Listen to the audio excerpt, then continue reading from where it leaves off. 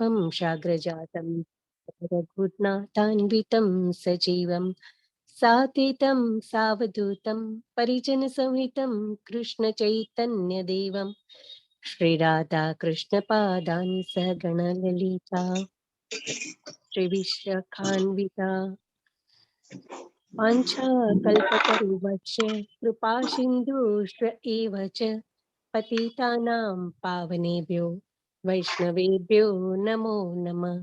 श्रीकृष्ण चैतन्य प्रभु नित्यानंद श्री अद्वैत गदाधर श्रीवासादि गौरभक्त वृंदा। हरे कृष्ण कृष्ण कृष्ण हरे हरे, हरे राम राम राम राम राम हरे राम हरे हरे। हरे कृष्ण। हरे कृष्ण माताजी, धन्यवाद माताजी। हरे कृष्ण कृष्ण। સર્વે ભક્તોને। તો આપણે કાલે અધ્યાય બીજાના લગભગ 44 શ્લોક સુધી કવર કરેલો હતો આપણે એડવાન્સ લેવલ 2 માં। આજે આપણે 45 થી શરૂ કરીએ। હું તમને મ્યુટ કરી દઉં છું, આપ સૌ પોતપોતાને મ્યુટ રાખજો જેથી કરીને બેકગ્રાઉન્ડ ડિસ્ટર્બન્સ ઓછું થાય આપણને। ધન્યવાદ।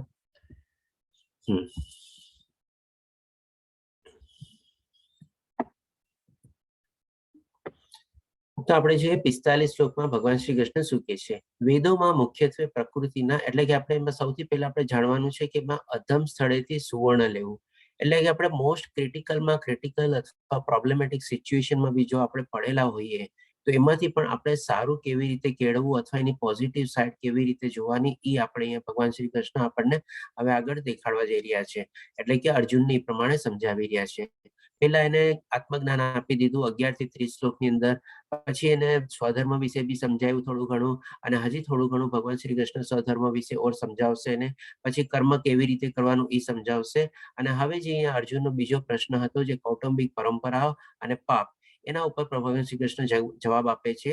તો 45મા શ્લોકમાં કહે છે મેઇનલી આ રિલેટેડ છે આપણે કૌટુંબિક પરંપરાઓ જે અર્જુને બહુ મોટું વિશાળ રૂપ એનું કલ્પ્યું હતું અને ઇમેજિનરી પ્રોબ્લેમ ક્રિએટ આપણે દેખાડ્યું હતું। ભગવાન શ્રી કૃષ્ણને સમજાવ્યું હતું કે આવી રીતે આપણી કૌટુંબિક પરંપરાઓ આખી તૂટી જશે, સર્વનાશ નોંધાશે જો આ પ્રમાણે બધા આપણા યોદ્ધાઓ જે અહીંયા છે લડશે તો। કારણ કે જે ઘરમાં ફિમેલ મેમ્બર્સ છે, બાળકો છે, વૃદ્ધ મેમ્બર છે, બધાનો કોણ ખ્યાલ રાખશે, અને એક આખી પરંપરા કીધી હતી।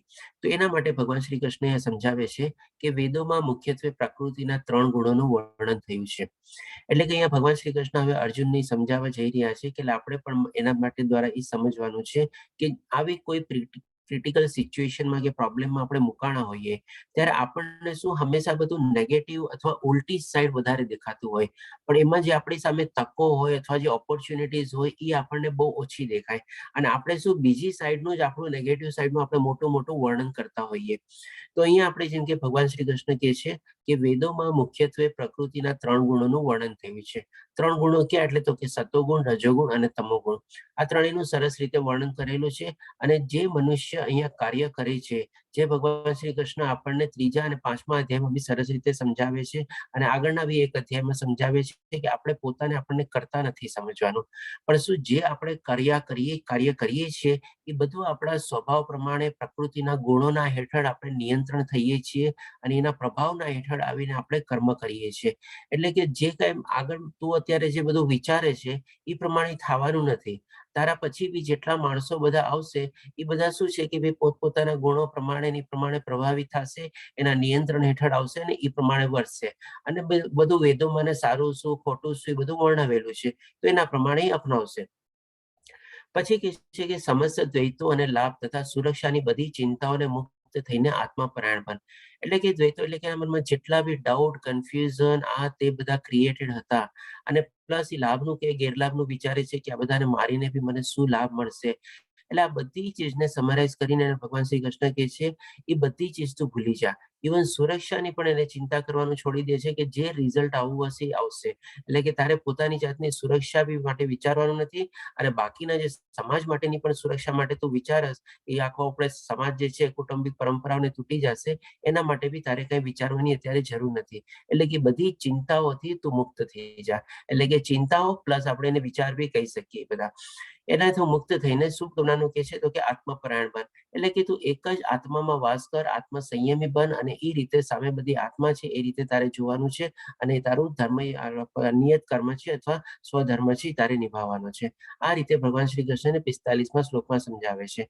પછી આ જ ચીજ આગળ સમજાવતા ભગવાન શ્રી કૃષ્ણને એક દાખલો આપે છે 46મા શ્લોકમાં. જેમ ભગવાન શ્રી કૃષ્ણ કહે છે કે જે હેતુઓ એક નાના કુવાથી સારે છે, તે બધા હેતુઓ વિશાળ જળાશયથી તરત જ પરિપૂર્ણ થાય છે. હવે આની સિચ્યુએશન આપણે એક પ્રેક્ટિકલ દાખલા રીતે સમજી લઈએ. માની લો એક મોટું આપણે પાણીનું રિઝર્વોયર હોય, જેમ કે આપણે અહીંયા સિટીનું જ આપણે એક્ઝામ્પલ લઈએ. આપણે ઘરે બધી જગ્યાએ જે પાણી નળમાં પાણી આવતું હોય એ બધું પાણી એક આપણે કોર્પોરેશન સપ્લાય કે ત્યાંથી આપણે થતું હોય. એટલે કે બધી ત્યાં પાણીનું રિઝર્વોયર હોય, ત્યાં પાણી કંટ્રોલ થતું હોય, ફિલ્ટર થતું હોય, સંગ્રહવામાં આવતું હોય, બધું થતું હોય, અને ત્યાંથી બધું પાણી ડિસ્ટ્રીબ્યુટ થવામાં આવે, અને એ પાણી ડિસ્ટ્રીબ્યુટ થઈને આપણને બધા આપણા નળમાં અને આમાં ને એમાં એવી રીતે આવે. તો એ રીતે જ ભગવાન શ્રી કૃષ્ણ એક એક્ઝામ્પલ અહીંયા આપે છે.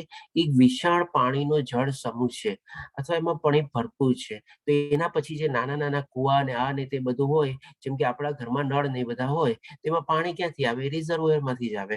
તો એવી જ રીતે એ નાના નાના કુવામાં ને બધામાં છે પાણી ક્યાંથી આવે? તો કે જે વિશાળ જળાશય હોય એમાંથી પાણી આવે. હવે એવી જ રીતે આજે અર્જુન શું છે કે એક આખી સોસાયટીને એક રિપ્રેઝન્ટ કરતો હતો. આપણે કહી શકીએ ક્ષત્રિય સમાજને બહુ મોટો સિદ્ધિ પામેલો હતો અને પ્રસિદ્ધિ પામેલો હતો, અને એને રિપ્રેઝન્ટ કરતો હતો. એટલે કે એની પાસે બધી શક્તિઓ બી હતી, બધું જ્ઞાન બી હતું ને બધું હતું. હવે ઈ જો અત્યારે રણભૂમિમાં એવો દાખલો બેસાડે, તો આગળના જે લોકો બધા એને અનુસરવાના છે એ લોકો પણ એને જ એ રીતે અનુસરે. બધા તરત શું પેલા દાખલો આપે, અર્જુને શું કર્યું હતું ત્યારે? એ તો યુદ્ધ ભૂમિ છોડીને ભાગી ગયો હતો. એને તો કૌરવની સેનાને બધાને જોઈને પોતે રોવા માંડ્યો, ને ત્યારે બધા લોકોને બીજી રીતે વર્ણવવાનું શરૂ કરે. એની કરુણા દયા ને બધું ભૂલી જાય લોકો ત્યારે, અને એને બીજી રીતે વર્ણવવાનું શરૂ કરે, અથવા તો નિંદાની રૂપે એને વર્ણવે, અને એ રીતે કે કેવી એને શું કર્યું. એટલે કે બધા એ લોકો પ્રમાણે એને અનુસરે. એટલે કે આ દાખલા પ્રમાણે જેમ કે નાના નાના, એટલે કે આપણા ફર્ધર જનરેશનમાં બી જે આપણા સંસ્કાર ને બધું જે આવવાનું છે, એ જે આપણે હોઈ શકીએ, આપણે એનો સ્ત્રોત છીએ. તો આપણા પ્રમાણે જે લોકો પાસે આવવાનું છે, જે મેઇન જળાશય જે છે એ બધા નાના નાના કુવાનો સ્ત્રોત છે. આજે જે કોર્પોરેશનનો જે જળાશય છે એ સ્ત્રોત છે આપણા ઘરમાં પાણી આવવાનો. તો આ રીતે આપણે પણ એ બધાને આપણે અનુસરીએ. આ રીતે ભગવાન શ્રી કૃષ્ણ કહે છે તે જ પ્રમાણે વેદોમાં રહેલા ઉદ્દેશને જાણનાર માટે વેદોનો સર્વ આશયો સિદ્ધ થઈ જાય છે. એટલે જે પ્રમાણે વેદોમાં ને બધું લખેલું છે એ પ્રમાણે એ લોકો પણ તને આચરણ કરવા મળશે, અને આચરણ કરીને એ લોકો ફોલો કરશે. એટલે એવો દાખલો ન બેસાડવો જોઈએ કોઈની સામે આપણે, કે આપણે ખોટી રીતે મેસેજ પાસ ઓન કરી શકીએ. પછી આ બે ચીજ સમજાવ્યા પછી ભગવાન શ્રી કૃષ્ણ પાછા એના કર્મ ઉપર આવી જાય છે, એટલે કે સ્વધર્મ ઉપર આવી જાય છે, નિયત કર્મ ઉપર આવી જાય છે, અને કેવી રીતે કર્મ કરવું જોઈએ એ કે છે. અને આ બહુ સરસ મજાનો પ્રખ્યાત શ્લોક છે, કર્મણ્યવાધિકાર હસ્તે મા ફલેષુ કદાચન. 47મો શ્લોક છે, તેમાં ભગવાન શ્રી કૃષ્ણ કહે છે તને તારું નિર્તવ્ય કર્તવ્ય કર્મ કરવાનો અધિકાર છે. એટલે કે આજે ક્ષત્રિય તરીકે તારે યુદ્ધ લડવાનો તારા ઉપર પૂરેપૂરો અધિકાર છે, રાઈટ છે. એટલે કે અધિકાર એટલે કે રાઈટ છે. પરંતુ તને કર્મના ફળો પર કોઈ અધિકાર નથી. હવે તે આ યુદ્ધ લડી બી લીધું, માની લે સામેવાળા મરી બી ગયા, અને અથવા તો તું બી મરી ગયો, તો અથવા જે ફળ આવવું એ આવશે, એના ઉપર તારો કોઈ જાતનો કોઈ અધિકાર છે જ નહીં. એના માટે તારે વિચારવાની બી કોઈ જરૂર નથી. તું પોતાની જાતને કદાપી પોતાના કર્મોના ફળનું કારણ માનીશ નહીં. હવે આ ચીજ છે ને થોડી ઘણી આપણે આજના તારીખમાં બહુ ઇમ્પોર્ટન્ટ છે સમજવાની, કારણ કે આજે આપણે છે ને ઘણી વાર આપણી પોતાની જાતને આપણે ગિલ્ટી ફીલ કરીએ છીએ.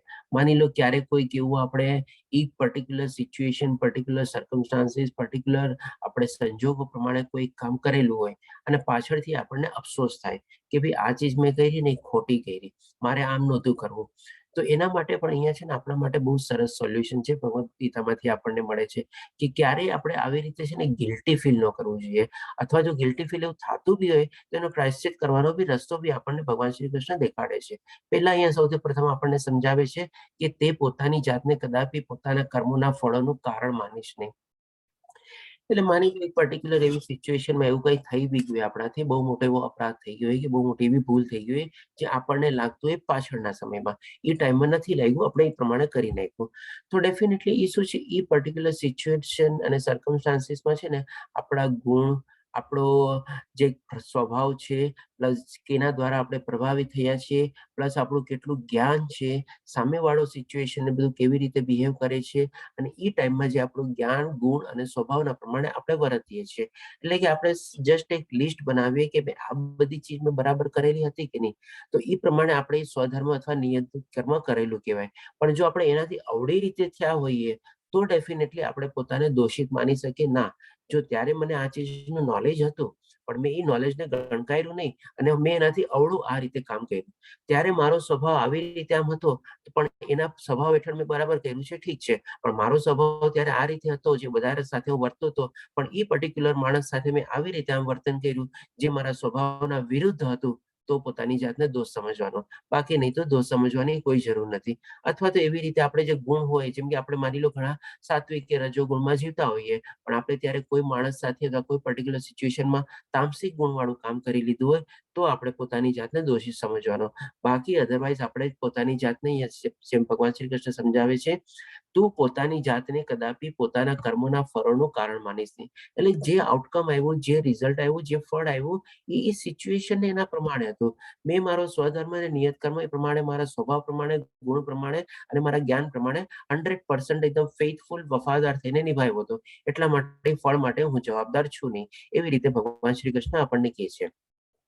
અને સ્વકર્મ ન કરવામાં પણ કદી આસક્ત થઈશ નહીં. એટલે આપણે શું છે, આપણે ઓલરેડી થોડું ઘણું આમાં કવર કરેલું છે, તેમ છતાં બી આજે જોઈ લઈએ કે ભાઈ ઘણીવાર આપણને ફળની ઈચ્છા ન રાખવાની હોય. કોઈ આપણને કહે કે ભાઈ ઠીક છે, આમાં તારે ફળની ઈચ્છા નથી રાખવાની, તો પણ આપણે શું છે, કામ આપણે સરસ રીતે કરવાનું છે. કારણ કે 5મા અધ્યાયમાં ભગવાન શ્રી કૃષ્ણ આપણને એક શ્લોકમાં સમજાવે છે બહુ સરસ રીતે કે તારી તું મન, બુદ્ધિ અને બધું ચીજ એમાં ઇન્વોલ્વ કરીને તારે કરવાનું છે કામ. એમાં આસક્ત થઈને બી કરવાનું છે કામ. એમ નહીં કે પછી ભેટ ઉતારવાની છે. આપણે આપણું 100% આપણું એમાં તન, મન, બુદ્ધિ બધી જ ચીજ આપણે આપી દેવાની છે. ઇવન ભગવાન શ્રી કૃષ્ણ ઇન્દ્રિયો પણ એમાં એ શ્લોકમાં મેન્શન કરે છે કે તારે મન, બુદ્ધિ અને શું કહેવાય, ઇન્દ્રિયો બધાનો સરસ રીતે ઉપયોગ કરીને પ્લસ અનાસક્ત થઈને તારે એ કામ કરવાનું છે. એટલે કે અર્જુન વિચારે કે ભાઈ ચાલ ને, મારે યુદ્ધ કરવું છે, હું કરી નાખું, જેમ તેમ કરીને માણ ચલાવે, મરી જાવ તો મને તો સ્વર્ગ મળવાનું છે, અને જીવી જાવ તો બી મને રાજ્ય મળવાનું છે, કઈ ફરક પડવાનો નથી, જેમ ભગવાન શ્રી કૃષ્ણે કીધું પ્રમાણે. તેમ છતાં બી ભગવાન શ્રી કૃષ્ણને કહે છે કે તારે સ્વકર્મ ન કરવામાં પણ આસક્ત થઈશ નહીં. એટલે કે આપણે એમાંથી 100% આપણે છે ને, એમાંથી ભલે રિઝલ્ટની એક્સપેક્ટેશન નથી રાખવાની, પણ આપણે એમ નહીં કે ભાઈ કરવા ખાતર જેમ તેમ કરી નાખ્યું, એ રીતે ભગવાન શ્રી કૃષ્ણ અહીંયા આપણને સમજાવે છે 47મા શ્લોકમાં. હવે પછી ભગવાન શ્રી કૃષ્ણ આપણને એક અહીંયા કહે છે કે ખામી યુક્ત ગુપ્ત માહિતી અધોગતિ લાવે છે. આ બધું એક સારાંશ રૂપે દરેક, પહેલા આપણે શું છે, આમાં જે લેવલ 2માં જે આપણે ફોર્માલિટી જે છે, અથવા તો આપણે જે પેટર્ન ફોલો કરીએ છીએ, પહેલા લેવલ અને બીજા લેવલમાં મેઇન ડિફરન્સ છે. કે પહેલા લેવલમાં શું છે, તમારી સામે સરસ મજાના પિક્ચર્સ ને બધું આવશે, થોડું ઘણું ટાઈપનું એનિમેશન્સ ને બધું આવશે, શ્લોક આવશે, એનો અનુવાદ આવશે, અને એ પ્રમાણે આપણે એને ઉપરથી આપણે સમજીને એને ડિસ્કસ કરશું કે મેઇન એનો ભાવાર્થ શું છે એ શ્લોકનો. અને જે બીજા લેવલમાં શું છે, આમાં થોડા ઘણા પિક્ચર્સ અને શ્લોક અથવા પિક્ચર્સ અને એનિમેશન છે ને, આપણી સમક્ષ ઓછા થઈ જશે, અને વધારે છે ને લખાણ આવશે આપની સામે. તો જેમ નાનો છોકરો હોય ને, આપણે નાના છોકરાને ABCD ને 1 2 3 શીખવાડીએ, તો એમાં ABCD નો હોય અને સાથે એપલ નો અને બધાનો ફોટો હોય, એવી રીતે આપણે શીખવાડીએ છીએ. પછી જેમ જેમ આપણે હાયર ક્લાસમાં જઈએ, એમ જેમ આપણી ચોપડીઓ બધી જાડી થતી જાય, અને એમાં બધા ફોટા ને બધા ઓછા થતા જાય, અને મોટા મોટા આપણે પેરેગ્રાફ ને પેજ ને આપણે બધું વાંચવાનું હોય. તો એવી રીતે આપણે આ લેવલ 2માં છે, આ જ રીતે આવશે. પછી આનાથી આપણે જ્યારે લેવલ 3 અને લેવલ 4માં જશું, ત્યારે થોડું ટોપિક વાઇઝ ઓર આના ડિટેલમાં સ્ટડી કરશું કે કેવી રીતે એક પર્ટિક્યુલર ટોપિકના સંદર્ભમાં કેટલા આખા ભગવદ્ ગીતામાં બધા શ્લોકો આવેલા છે, અને કેવી રીતે આપણે એને સંકલન કરીને આપણે ઓવરઓલ રીતે સમજી શકીએ, અથવા સમરાઇઝ રીતે સમજી શકીએ. તો આ પછી લેવલ 3 લેવલ 4માં ને બધું આવશે આપણી સમક્ષ. તો અત્યારે લેવલ 2માં થોડું ઘણું આપણી સમક્ષ પિક્ચર અથવા એનિમેશન ઓછા થઈ જશે, જેથી કરીને થોડું ઘણું ઇન્ટરેસ્ટિંગ કરવા માટે આપણા ડે ટુ ડે લાઈફના જેમ કે એક્ઝામ્પલ છે એ હું આપણને વર્ણવીશ, કે થોડું ઘણું આપણને એમાં વધારે ઇન્ટરેસ્ટ પડે. તો હવે આવી રીતે પછી આપણે જોઈએ કે ભગવાન શ્રી કૃષ્ણ 49મા શ્લોકમાં શું કહે છે. So this is the main difference between level 1 અને લેવલ 2 માં આપણે, કારણ કે હવે આપણે થોડા ગ્રેજ્યુએટ લેવલ સુધી પહોંચી ગયા છે. આપણે પ્રાઇમરી અને સેકન્ડરી લેવલનો કોર્સ કમ્પ્લીટ કરી લીધું છે. લેવલ 2 ઇઝ જસ્ટ લાઈક આપણું ગ્રેજ્યુએટ લેવલ જેવું છે આપણે. હે ધનંજય, ભક્તિમય સેવા દ્વારા બધા જ નિંદનીય, એટલે આ શું છે, જરાક ટિપિકલ રીતે લખાણું છે, બરાબર પ્રોપર રીતે નથી આવ્યું. અહીંયા નિંદ્ય નથી, એટલે કે નિંદનીય કર્મનો છે એકચ્યુઅલી, એ રીતે આપણે અહીંયા સમજવાનું છે. અહીંયા બધા જ નિંદનીય કર્મથી દૂર રહી એવા જ ભાવથી ભગવાનને શરણાગત થા.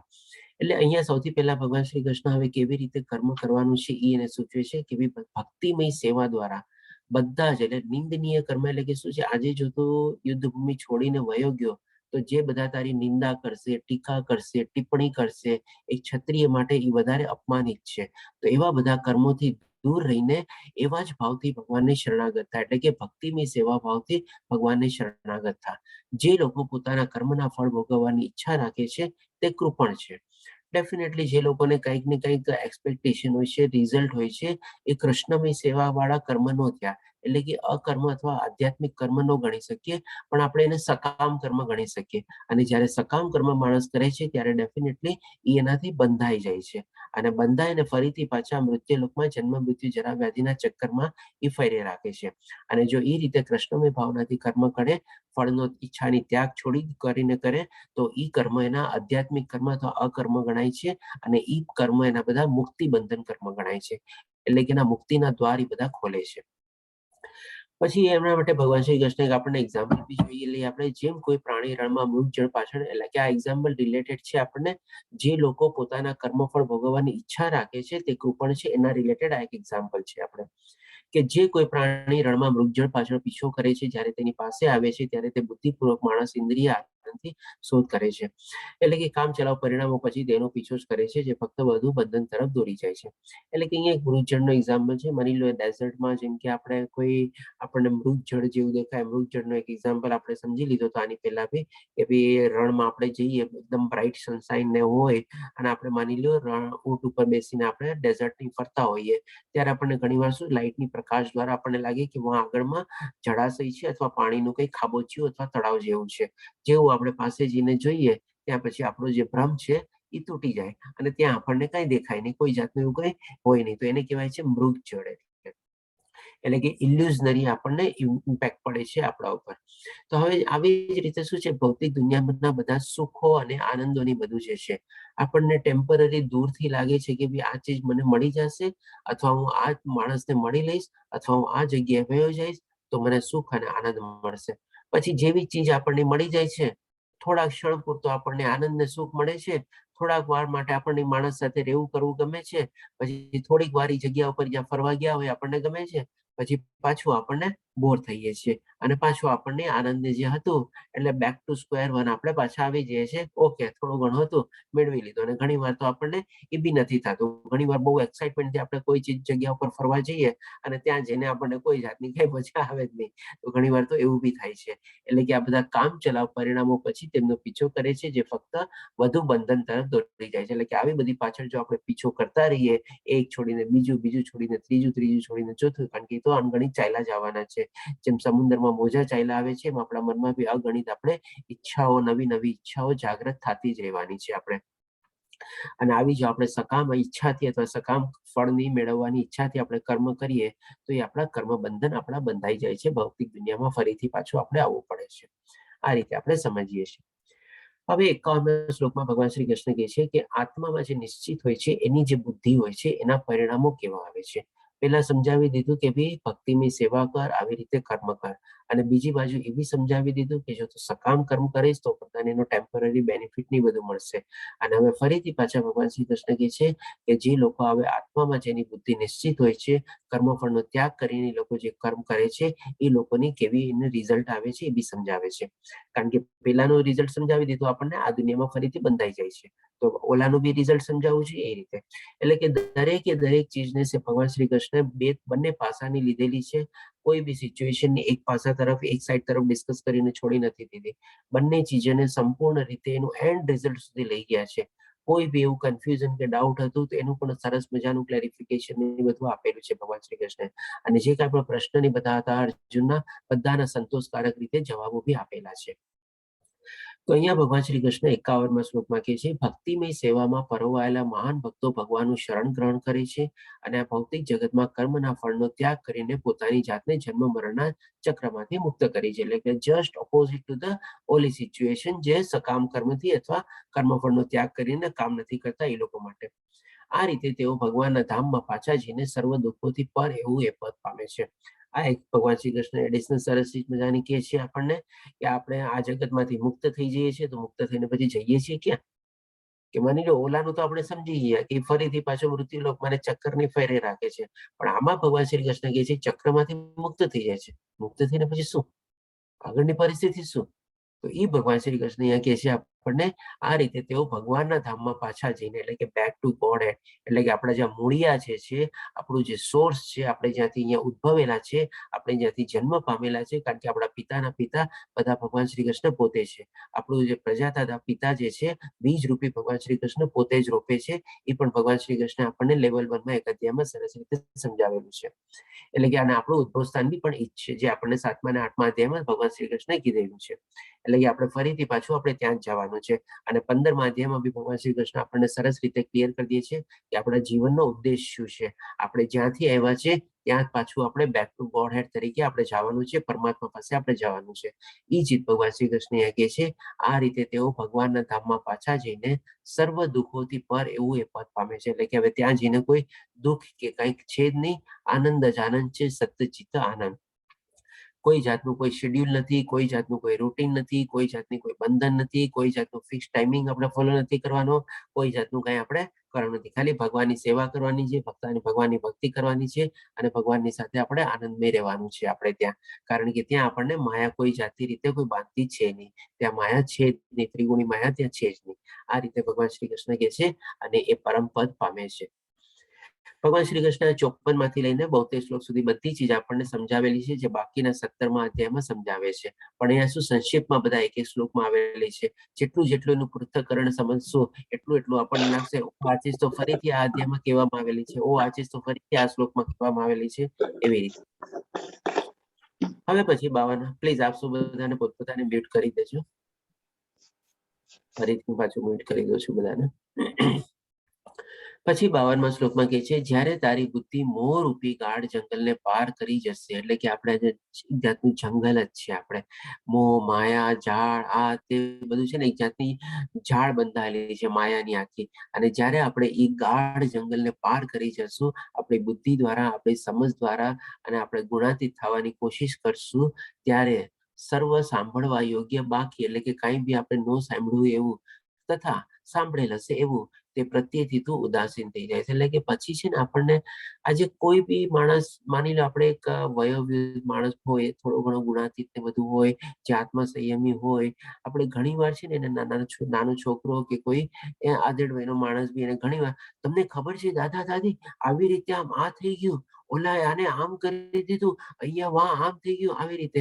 ત્યારે આજે માણસ સ્થિર માણસ હોય ને, ઓકે, અચ્છા ઓકે, એને છે ને કઈ ઇમ્પેક્ટ જ નહીં પડે, એને કઈ ફરક જ નહીં પડે. આના સંદર્ભમાં છે ને એક આપણે નાનકડો એક્ઝામ્પલ આપું. એકવાર એક છે ને માલિક અને નોકર બેઠા હતા, અને માલિક છે ને બહુ ઘણી બધી એની સર્વગુણ સંપન્ન, બધી સંપત્તિ ને બધું બહુ સારું એવું બધું હતું, અને પોતે એક ટાઈપનું લાઈફમાંથી રિટાયરમેન્ટ લઈ હતું, અને આ બધું જ્ઞાન આપણે એને હતું, અને સરસ મજાનું જે પ્રમાણે એને બધું મેનેજ કરવાનું હતું એ પ્રમાણે એને બધું કરેલું હતું. હવે જેમ આ બધા મોટા મોટા માણસોને થોડાક આસિસ્ટન્ટ તરીકે હોય ને, એવી રીતે એનો નોકર આવે છે એક દિવસ, અને એ આવીને કે છે, માલિક માલિક તમને ખબર છે આગ લાગી ગઈ અહીંયા. બોલો કે ઠીક છે, ઓકે, લાગી ગઈ તો લાગી ગઈ, તને શું છે? ના ના માલિક, અરે આપણો આટલો મોટો બંગલો હતો, એને આટલા કરોડ રૂપિયાની વેલ્યુ હતી. ઓકે, મને શું છે? ઓકે, તને શું છે? ઓકે. એટલે એવી રીતે ન્યુટ્રલ રીતે કે ભાઈ પેલા તો કે છે કે ભાઈ આગ લાગી ગઈ, તો એ શું કે છે, મને શું છે, લાગી તો લાગી, મારે શું. પછી ઓલો નોકર એને ચિંતા ભાવ કે, અરે માલિક બંગલો આપણો પોતાનો હતો, એમના આટલા કરોડ રૂપિયાની વેલ્યુ હતી, અને બળીને ખાક થઈ ગયો. પછી કે તો તારે શું છે? આટલી અચરજ પામવાની જરૂરત જ શું છે? મુझे क्या है? પછી તુજે ક્યાં હે, બસ એવી રીતે કરીને એકદમ શાંતિથી કહે છે. એટલે કે એકદમ ન્યુટ્રલ પોઝિશનમાં ઉભો છે અને બેઠો છે આરામથી, એને કઈ ફરક જ નથી. કારણ કે ભાઈ જાણે છે કે ભાઈ જે ચીજને બધું ભગવાનનું આપેલું છે, એને ખબર છે. 9મા અધ્યાયમાં 22મા શ્લોકમાં સરસ રીતે કહે છે કે મારા ભક્તોની પાસે જે છે એની કાળજી પણ હું જ રાખું છું, અને જે જરૂરિયાત છે એને આપું છું. માની લો એની જરૂરિયાત નહીં હશે મને, ભગવાન શ્રી કૃષ્ણ એને બાળી નાખ્યું અને પતી ગયું, વયું ગયું. તો એમાં આટલો બધો હું શું કામ ટેન્શન મને થાવ? અને માની લો જે બંગલામાં આગ લાગી છે મારો હતો જ નહીં, તો બી મને શેનું ટેન્શન, અને તને બી શેનું ટેન્શન? એટલે કે આવા ભાવ જયારે આપણે કેળવી લઈએ ને, ત્યારે આપણે ઉદાસીન નું મિનિંગ અહીંયા એમ નહીં કે આપણે મારો બંગલો જલી ગયો, મારું આમ થઈ ગયું, તેમ થઈ ગયું, ચલ મેં તો એનું ઇન્સ્યોરન્સ નહોતું કરાવ્યું, એનું ઇન્સ્યોરન્સ આટલાનું જ હતું, એની વેલ્યુ આટલી છે, આમ છે, એવું બધું કાંઈ નહીં. ઉદાસીન મીન્સ શું? એનું મિનિંગ છે ન્યુટ્રલ. ગમે તેવી સંજોગો આવે ન્યુટ્રલ તરીકે, ઓકે. સામેવાળો કાંઈ બી આપણને સંભળાવે જે આપણે ન સાંભળેલું હોય, અથવા તો સાંભળેલું બી હોય, પણ આપણે ન્યુટ્રલ જ રહીએ, આપણને કોઈ એવો મોટો અચરજ કે એવું કંઈ થાય નહીં. આવી જ રીતે ભગવાન શ્રી કૃષ્ણને સમજાવે છે કે જે સાંભળેલું હશે અથવા નહીં સાંભળેલું હશે, બધા તરફથી એકદમ ન્યુટ્રલ થઈ જાય, તને કઈ ફરક જ નહીં પડે. જેની બુદ્ધિ આવી રીતે સ્થિર થયેલી હશે એ રીતે, અને જેણે આના મોહ માયાના જંગલને પાર કરી લીધું હશે એ રીતે. હવે ભગવાન શ્રી કૃષ્ણ કહે છે કે જે માણસ આત્માની અનુભૂતિ કરી લે છે, અથવા થોડો ઘણો આત્માનો સાક્ષાત્કાર કરી લે છે, કારણ કે જેની પાસે આવી બુદ્ધિ હોય અને જે આવો ગુણાથી થઈ ગયો હોય, આપણે કહી શકીએ કે એને થોડો ઘણો આત્માનો સાક્ષાત્કાર બી કરેલો હોય, એટલા જ માટે જે આટલો ન્યુટ્રલ રીતે પોતે રહી શકતો હોય. એટલે કે ભગવાન શ્રી કૃષ્ણ કહે છે જ્યારે પરિણામો પ્રત્યે ઉદાસીન રહીને મારું હૃદય ક્રિયાત્મક પ્રભાવથી શુદ્ધ થાય છે, ત્યારે હું આત્માનું જ્ઞાન મેળવીશ, મને આત્માનું ક્યારે ભાન થશે. એટલે આ રીતે જયારે અર્જુન પૂછે છે, ત્યારે પછી ભગવાન શ્રી કૃષ્ણ એને 53મા શ્લોકમાં જવાબ આપે છે, જ્યારે વેદોની અલંકાર પ્રચુર ભાષાથી તારું મન વિચલિત થશે નહીં અને આત્મ સાક્ષાત્કારની સમાધિમાં તે સ્થિર થઈ જશે, ત્યાર પછી તને દિવ્ય ચેતનારૂપ યોગ્ય પ્રાપ્ત થશે, યોગ પ્રાપ્ત થશે. એટલે અહીંયા ભગવાન શ્રી કૃષ્ણ છે ને બે ચીજ સૌથી પહેલા કહે છે આપણને. એક તો શું છે કે ભાઈ માણસની બુદ્ધિ થોડી ઘણી એવી કેળવાઈ ગઈ હોય, અથવા તો એના કર્મ પ્રમાણે આગળ વધતો હોય કે જે કર્મફળનો ત્યાગ કરીને નિષ્કામ કર્મમાં આગળ વધતો હોય. તો એમાં ભગવાન શ્રી કૃષ્ણ કહે છે કે જ્યારે વેદોના અલંકાર પ્રચુર ભાષાથી, એટલે કે વેદોમાં શું છે એવું બધું જ્ઞાન ભરેલું છે, કોમ્પ્લિકેટેડ અને ટિપિકલ જ્ઞાન બધું ભરેલું છે, અને એવા એવા વર્ણો ને બધું વર્ણવેલું છે કે જે ઘણીવાર આપણને મેળવવું મુશ્કેલ હોય છે. અને તેમ છતાં બી એટલા માટે ભગવાન શ્રી કૃષ્ણને કહે છે કે અલંકાર અને પ્રચુર ભાષાથી અઢળક લેંગ્વેજ એમાં બધી લખેલી છે. અને આજની તારીખમાં બી ઘણા શાસ્ત્રોની બધા એવા છે કે જે સારી રીતે એને જાણી સમજી અને વિચારીને આપણી સમજ પ્રસ્તુત બી નથી કરી શકતા. એટલા માટે આપણે વેદો અને આપણા જે બધા છે એના સુધી આપણે પહોંચી બી નથી શકતા. પણ ભગવાન શ્રી કૃષ્ણને આપણે થેન્ક્સ કહેવો જોઈએ, અર્જુનને બી થેન્ક્સ કહેવો જોઈએ, કારણ કે બધા વેદોનો સાર જે છે ઉપનિષદમાં આવી જાય છે, અને ઉપનિષદનો સાર ભગવદ્ ગીતામાં આવી જાય છે. એટલે કે બધા વેદો અને ઉપનિષદનો સાર ભગવદ્ ગીતામાં આવી જાય છે, અને ભગવદ્ ગીતા આપણને એઝ ઇટ ઇઝ સરસ મજાની રીતે અવેલેબલ છે. એટલે કે બધાને આપણે જેમાં પ્રચુર ભાષા છે, અલંકારિત ભાષા છે, કોમ્પ્લિકેટેડ લેંગ્વેજ છે, ગુડ લેંગ્વેજ છે, એ બધી બી આપણે સમજવાની જરૂર નથી. જો ભગવદ્ ગીતાને સમજી લઈએ તો બી આપણને આખું એમાંથી જ્ઞાન મળી જશે, જે આપણા વેદોમાં એમાં લખેલું છે. એ પણ ભગવાન શ્રી કૃષ્ણ ભગવદ્ ગીતાના 18 અધ્યાયમાં એક શ્લોકમાં સરસ રીતે ક્લિયર કરે છે કે જેણે આ જ્ઞાન મેળવી લીધેલું છે, એણે બધા વેદોનો પણ પાઠ કરી લીધેલો છે, એ રીતે ગણાશે. અને એ પાઠ કર્યા પછી પણ એને જે ફળ મળવાનું છે, એ ખાલી ભગવદ્ ગીતાનું જો જ્ઞાન મેળવીને ફોલો કરશે તો એ ફળ બી એને મળી જશે. એટલે કે એક ચીજ અહીંયા ભગવાન શ્રી કૃષ્ણ એ આપણને કહે છે કે જ્યારે વેદોની અલંકાર પ્રચુર ભાષાથી તારું મન વિચલિત થશે નહીં. અને બીજું કહે છે કે આત્મ સાક્ષાત્કારની સમાધિમાં તે સ્થિર થઈ જશે. એટલે કે જ્યારે આવી રીતે માણસ કર્મ કરતો હોય, આવી રીતે ટાઈપનું જ્ઞાન મેળવેલું હોય, ત્યારે પોતે આત્મામાં સ્થિર થઈ જાય અને આત્મસંયમી થઈ જાય. અને જ્યારે આત્મસંયમી અને આત્મામાં સ્થિર થઈ જાય, ત્યાર પછી that means કે as a result of that, in consequence of that, પછી તને દિવ્ય ચેતનારૂપ યોગ પ્રાપ્ત થશે. હવે યોગ કોનો પ્રાપ્ત થશે? તો કે ભાઈ ભગવાનનો પ્રાપ્ત થશે. એટલા જ માટે યોગ. યોગ એટલે કે મિલાપ મેલ. કોની સાથે મિલાપ ને મેલ થશે? તો કે ભાઈ ભગવાનની સાથે આપણો મિલાપ મેલ થશે. એટલે કે આપણા પરમાત્મા સાથે આપણું મિલન થશે. આ રીતે ભગવાન શ્રી કૃષ્ણ આપણને આ અર્જુનને સમજાવે છે. અને એ જ રીતે આપણે અહીંયા જો સમજીએ કે જો આ રીતે આપણે આપણી લાઈફમાં કર્મની બધું કરીએ, આવી ભાવનાથી આપણે વર્તીએ, તો આપણને પણ એવો આત્મ સાક્ષાત્કાર થઈ શકે છે. ભગવાન શ્રી કૃષ્ણ જેમ 4થા અધ્યાયમાં કીધું છે ને કે યુગે યુગે હું પ્રગટ થાવ છું, એટલે યુગે યુગે આપણા હૃદયની અંદર બી આપણે આ રીતે આપણે ભગવાનને પ્રગટાવી શકીએ છીએ. હવે આપણે જોઈએ કે આત્મજ્ઞાનને આપણે ઓળખવું કેવી રીતે. એટલે કે માની લો એકવાર આવી રીતે માણસ વર્તતો હોય, કર્મ કરતો હોય બધી રીતે અને એ આત્મસંયમી ને બધું હોય, તો આપણે કેવી રીતે આપણે ઓળખી શકીએ. આપણા હૃદયની અંદર બી આપણને ઘણીવાર એવી અંતઃસ્ફુરણા થાય છે અને એવા સિગ્નલ મળે છે. તો એને જો આપણે કેચ કરી શકીએ તો આપણે એ આત્મજ્ઞાનને આપણે કેળવવું કહેવાય અને આપણે એને અનુભવવું કહેવાય. નહીં તો પછી જો આપણે કેચ ન કરી શક્યા તો એવી અંતઃસ્ફુરણા આપણે ઘણીવાર અનાયાસે આવીને વહી જાય છે અને આપણને ઘણીવાર સમજાતું બી નથી. તો પછી હવે અર્જુન અહીંયા છે ને આપણને સ્થિત પ્રજ્ઞ માણસની આપણને વ્યાખ્યા પૂછે છે. એટલે કે 54મા શ્લોકમાં ભગવાન શ્રી કૃષ્ણ અને અર્જુન પૂછે છે કે હે કૃષ્ણ, આધ્યાત્મમાં લીન થયેલી ચેતનાવાળા મનુષ્ય સ્થિત પ્રજ્ઞના લક્ષણો ક્યાં છે? એટલે કે એના કેરેક્ટરિસ્ટિક્સ, એના ગુણો ક્યાં ક્યાં છે એ પૂછે છે અને સ્થિત પ્રજ્ઞ માણસની વ્યાખ્યા બી પૂછે છે. અને એની સાથે સાથે એને પૂછે છે કે એનું ચાલચલન અથવા એનું આચરણ કેવું હોય છે, તે કેવી રીતે બોલે છે, તેની ભાષા કેવી છે, તે કેવી રીતે બેસે છે અને કેવી રીતે ચાલે છે. એટલે કે એની લાઈફમાં એનું આચરણ કેવું છે, ડે ટુ ડે લાઈફમાં તેની લાક્ષણિકતાઓ શું છે, કેરેક્ટરિસ્ટિક શું છે, તે કેવી પ્રતિક્રિયા આપે છે, એટલે રિએક્ટ કેવી રીતે કરે છે, અલગ અલગ સંજોગો પ્રમાણે, સિચ્યુએશન પ્રમાણે તે કેવી રીતે તેની સંવેદનામાં સામેલ છે, એટલે કે એના ઇમોશનની કેવી રીતે ડીલ કરે છે. જ્યારે તેની ઇન્દ્રિય, તેમની સનેન્દ્રિય પદાર્થોથી પ્રતિબંધ હોય ત્યારે તેની માનસિકતા શું છે, કેવી રીતે એનો મેન્ટલ બિહેવિયર થાય છે, એ રીતે બી પૂછે છે. અને ગુણાતીતમાં રહેલો, ગુણાતીતમાં એટલે કે જેને ઓલરેડી ગુણોને પાર કરી લીધા છે, ગુણોથી અતિ એટલે કે ગુણાતીત આવ્યો. ગુણાતીતમાં રહેલો માણસ તેની સંવેદનાને કેવી રીતે જોડે છે, એટલે કે એના પોતાના જે પણ ઇમોશન્સ ની બધું છે એ બધી સિચ્યુએશન્સ અથવા સર્કમસ્ટાન્સીસને કેવી રીતે એટેચ કરે છે. હવે અહીંયા ભગવાન શ્રી કૃષ્ણ 55 થી લઈને 72મા શ્લોક સુધી સ્થિત પ્રજ્ઞ માણસની જ આખા કેરેક્ટરિસ્ટિક્સ, ગુણ, લક્ષણ, એના બિહેવિયર, એની થોટ પેટર્ન, એની વિચારવાની શ્રેણી, એની ચાલ ચલન, એ બધું સરસ રીતે આપણને વર્ણવશે. તો આ રીતે બી આપણે જ્યારે આત્મામાં સ્થિર હોઈએ, આત્મજ્ઞાનમાં સ્થિર હોઈએ, ત્યારે આવા સિગ્નલ અથવા આપણે અંતઃસ્ફુરણા જો આપણે કેચ કરીએ તો આપણને ડેફિનેટલી એનો પણ આપણને અહેસાસ થાય છે. આ એક આપણે પિક્ટોરિયલ રિપ્રેઝન્ટેશન છે. આ ઓલરેડી આપણે બધા જાણીએ છીએ. આ આપણી 5 ઇન્દ્રિયો છે જે આપણા શરીર રૂપી રથ રૂપી જે ઘોડો છે આ રથને દોડાવે છે અને એનાથી ઉપર આપણે શું છે, મન છે. એટલે કે મન જો આપણે એ બધા જે દોરડા જે છે એ દોરડાથી જો આપણે આપણા મનને દ્વારા કંટ્રોલ કરીએ તો આપણી ઇન્દ્રિયોને બધાને આપણે વશમાં રાખી શકીએ છીએ અને મનને આપણે કેળવીએ છીએ, મનને આપણે ટ્રેન કરીએ છીએ આપણી બુદ્ધિ દ્વારા. અને બુદ્ધિની ઉપર છે આપણે આત્મા. આ આપણે ઓલરેડી સમજી ગયા છીએ. આપણે 3જા અધ્યાયમાં બી આવે છે અને હજી એક આપણે પાછલા અધ્યાયમાં બી આપણે આ સ્લાઇડ કવર કરીએ છીએ. હવે ભગવાન શ્રી કૃષ્ણ 55મા શ્લોકથી સરસ કરશે. આ બહુ ઇમ્પોર્ટન્ટ, બહુ સરસ મજાનું છે અને આ 18 શ્લોક જે છે એ આપણે ભગવદ્ ગીતાના પાછલા જે 17 અધ્યાય છે, 16 અધ્યાય જે છે એનું પણ સારાંશ રૂપે આ બધામાં આવી જાય છે.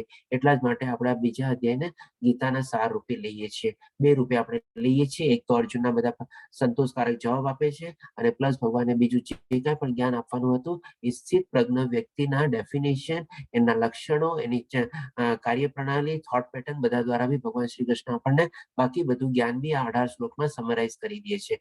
પછી ડિટેલમાં બધી આપણે અલગ અલગ ચેપ્ટરમાં બધું આવે છે.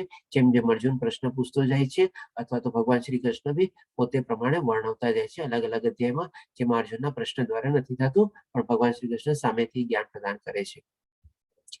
તો 55મા શ્લોકમાં જોઈએ આપણે ભગવાન શ્રી કૃષ્ણ સૌથી પહેલા છે ને સ્થિત પ્રજ્ઞની ડેફિનેશન આપશે. હવે આ પણ છે ને બહુ સરસ મજાની પેટર્ન છે. આપણે જેમ કે કોઈ બી ચીજ આપણે ભણતા હોઈએ, પર્ટિક્યુલરલી કોઈ માની લો કોઈ લો કે સાયન્સ કે એવું ભણતા હોય ને, તો સૌથી પહેલા જે ટર્મ આપણે જાણવા માંગતા હોય ને એ ટર્મની આપણે ડેફિનેશન આવે. એ ડેફિનેશન આવ્યા પછી એની ઓથોરિટી આવે. એ કોણ ઓથોરિટી એને એડમિનિસ્ટર કરે છે ને એ બધું કરે છે. ડેફિનેટ જેમ કે સેક્શન 2 કરીને તમે લેજો, કોઈ બી તમારે લો ની ચોપડી લેજો, section 2 always deals with the definition. એવી રીતે બધામાં હોય છે, ફિક્સ જ હોય છે તમારે. પછી એને એડમિનિસ્ટર કેવી રીતે થાય છે, પછી એના બધા સબસેક્શન આ ને તે ને બધું થાય છે. એવી જ રીતે પણ ભગવાન શ્રી કૃષ્ણ સૌથી પહેલા છે ને ડેફિનેશન થી સ્ટાર્ટ કરે છે. કોની ડેફિનેશન થી? તો કે સ્થિત પ્રજ્ઞાની ડેફિનેશન થી. સ્થિત પ્રજ્ઞા વર્ડ બી છે ને બહુ સરસ વર્ડ છે, જે ભાગ્યે જ આપણને બીજી કોઈ લેંગ્વેજમાં આપણે કહી શકીએ નહીં કે એક વર્ડમાં આપણે કમ્બાઈન કરી શકીએ એવો વર્ડ ક્યાંય કોઈ લેંગ્વેજમાં મળશે નહીં. ખાલી આપણને આપણી ગુજરાતી લેંગ્વેજમાં અને પણ આપણે ભગવદ્ ગીતાને થેન્ક્સ કહેવું જોઈએ કે આપણને આટલો સરસ વર્ડ મળ્યો છે. સ્થિત પ્રજ્ઞા 2 વર્ડથી બનેલો છે, સ્થિત અને પ્રજ્ઞા. પ્રજ્ઞા એટલે કે પ્રજ્ઞા, પ્રજ્ઞા ઉપરથી વર્ડ આવેલો છે પ્રજ્ઞા, અને પ્રજ્ઞા એટલે કે બુદ્ધિ, અને સ્થિત એટલે કે સ્થિર અથવા તો સ્ટેબલ. એટલે આપણે જો એનો કમ્બાઈન કરીએ તો બી શું છે, 2 વર્ડ બનશે. એટલે કે સ્ટેબલ વિઝડમ. પ્રજ્ઞા એટલે કે વિઝડમ આપણે કહી શકીએ ઇંગ્લિશમાં. એટલે કે સ્ટેબલ વિઝડમ. તો 2 વર્ડ આવ્યા. કોઈ બી ચીજમાં તમે સ્થિત પ્રજ્ઞાનું ટ્રાન્સલેશન કરવા જશો હંમેશા તમને 2 વર્ડ જ મળશે, ક્યાંય આપણને 1 વર્ડ નહીં મળે. ખાલી આપણી આ ભાષામાં જ આપણને સ્થિત પ્રજ્ઞા મળ્યો છે ભગવદ્ ગીતામાંથી, અને આવા 2-4 શબ્દો હજી બીજા એવા છે જે આપણને ભગવદ્ ગીતામાંથી જ મળે છે. આપણને બીજે કોઈ લેંગ્વેજમાં આપણને આવા આટલા એક્યુરેટ અને પરફેક્ટ વર્ડ મળતા જ નથી. તો હવે ભગવાન શ્રી કૃષ્ણ સ્થિત પ્રજ્ઞ માણસની ડેફિનેશન આપે છે. ભગવાન કહે છે, શ્રી ભગવાને કહ્યું, હે પાર્થ, જ્યારે મનુષ્ય મનોધર્મથી ઉત્પન્ન થનારી ઇન્દ્રિય તૃપ્તિની સમસ્ત કામનાઓનો પરિત્યાગ કરે છે અને આ રીતે વિશુદ્ધ થયેલ મન આત્મામાં સંતોષ પ્રાપ્ત કરે છે. હવે આને આપણે એક એક પૃથ્થકરણ કરીને સમજી લઈએ. જ્યારે મનુષ્ય એટલે કે આપણે પોતે માની, મનોધર્મ એટલે કે શું? મનનો ધર્મ, આત્માનો ધર્મ નહીં. આત્માનો ધર્મ તો એક જ છે, ભગવાનની પ્રાપ્તિ, સત્યચિત્ત આનંદ. પણ મનોધર્મ એટલે કે શું? કે ભાઈ મનોધર્મથી ઉત્પન્ન થનારી ઇન્દ્રિય તૃપ્તિ, આપણા મનમાં અલગ અલગ ઈચ્છાઓ બધી જાગે છે, એ આપણે મનોધર્મ આપણે કહી શકીએ. ઈચ્છાઓ શેના પ્રતિ જાગે છે? 3 ચીજ પ્રતિ જાગે છે. હું ફરીથી થોડી ચીજો રિપીટ કરું છું કે જેથી કરીને આપણા માઇન્ડમાં સરસ રીતે ઇન્સ્ટોલ થઈ જાય કે આપણે 3 ઈચ્છાઓ ટાઈપની જાગે છે. કાં તો કોઈ વસ્તુ મેળવવાની, કાં તો કોઈ જગ્યાએ જવાની, અથવા કોઈ માણસને મળવાની. આનાથી બહાર કોઈ ઈચ્છા હોતી નથી. ક્લાસિફિકેશન કરો તો આ 3માં બધી ઈચ્છાઓ આપણી સમાઈ જાય છે, અને બધી ઈચ્છાઓ આપણે શું છે? ઇન્દ્રિયોની તૃપ્તિ માટે. એટલે કે મનોધર્મથી આપણા જે મનમાંથી બધી ઈચ્છાઓ ઉત્પન્ન થાય છે, ઇન્દ્રિય તૃપ્તિની સમસ્ત કામનાઓનો પરિત્યાગ કરી દે છે. એટલે આ બધી ઈચ્છાઓનો આપણે પરિત્યાગ કરી દીધો છે, બધી ઈચ્છાઓને આપણે છોડી દીધી છે. અને આ રીતે હવે આપણે વિશુદ્ધ થયેલ મન એટલે કે મન આત્મા. હવે જો ભગવાન શ્રી કૃષ્ણ પેલા આપણે મનોધર્મ વર્ડ યુઝ કરે છે, અને અહીંયા પછી વર્ડ શું યુઝ કરે છે? અને આ રીતે વિશુદ્ધ થયેલ મન આત્મામાં. જ્યારે મન આપણું ક્યારે વિશુદ્ધ થાય? દેટ મીન્સ કે કન્ડિશન આવી ગઈ આપણી સામે અત્યારે આવે કે ભાઈ આપણે જ્યારે બધી આ ઈચ્છાઓનો પરિત્યાગ કરેલો હોય ત્યારે જ આપણું મન વિશુદ્ધ થાય, અને પછી આત્મામાં સંતોષ પ્રાપ્ત કરે છે. ત્યાર પછીનું લેવલ શું છે? તો કે ભાઈ હવે આત્મામાં સંતોષ પ્રાપ્ત કરે છે. માની લો બધી ઈચ્છાઓને બધું છોડી દીધું, અને હજી બી આત્મામાં પરાયણ નથી થયો, ત્યાં સુધી પણ નહીં થાય. એટલે કે ભગવાન જે માની લો ભક્તિમાં બી પરવાણો નથી. આજે માની લો કોઈ માણસ બધું કામ છોડીને બધું કે ચાલો મેં બધી ઈચ્છા છોડી દીધી, અને ટ્રુ સેન્સમાં છોડી દીધી, અને હવે કે છે હું ચૂપચાપ બેસી જાઉં છું, અને કે ભગવાનની ભક્તિમાં બી કરતું નથી, માનતું નથી, તો દેટ મીન્સ કે હજી ઈ લેવલ સુધી પહોંચ્યો નથી. પછી દેટ મીન્સ ઈ લેવલ સુધી બી એને પહોંચવાનું છે કે ભાઈ આત્મામાં સંતોષ પ્રાપ્ત કરે છે. એટલે કે આત્મામાં કોઈ માણસ સંતોષ ક્યારે પ્રાપ્ત કરી શકે? જ્યારે આત્મપરાયણ થઈએ ત્યારે ને. આત્મપરાયણ વગર એને સંતોષ જ કેવી રીતે મળે? તો એ વિશુદ્ધ દિવ્ય ચેતનાને પ્રાપ્તિ એટલે કે સ્થિત પ્રજ્ઞ કહેવાય છે. તો એટલે કે સો, ધેરફોર, હેન્સ, આવી રીતે વિશુદ્ધ દિવ્ય ચેતના એટલે કે આત્મા, અને એ ટોટલી વિશુદ્ધ છે. એટલા માટે પેલા ભગવાન શ્રી કૃષ્ણ વિશુદ્ધ મન માટે વર્ડ વાપરો, અને પછી વિશુદ્ધ દિવ્ય ચેતનાને માટે વર્ડ વાપરે છે. અને આ રીતે ભગવાન શ્રી કૃષ્ણ સ્થિત પ્રજ્ઞ માણસને ડેફિનેશન આપે છે કે આવી રીતે જો માણસની સ્થિતિ હોય, આવી રીતે એને પોતાના મનને બધી ઇન્દ્રિયોમાંથી પાછી ખેંચી લીધી હોય, મન ઉપર પ્રભુત્વ મેળવી લીધું હોય, મન ઉપર કાબુ મેળવી લીધો હોય, અને આત્મપરાયણ થયો હોય, તો આત્મપરાયણ ન થાય ત્યાં સુધી હજી એને રિઝલ્ટ નથી મળવાનું, તો એને કહેવાય છે સ્થિત પ્રજ્ઞ માણસ. હવે ભગવાન શ્રી કૃષ્ણના કેરેક્ટરિસ્ટિક્સ ને બધું વર્ણવશે. મેઇન ડેફિનેશન જરૂર હતી, બાકી બધી ચીજ થોડી ઘણી આપણે ઓલરેડી કવર કરેલી છે આપણે, અને જાણીએ બી છે.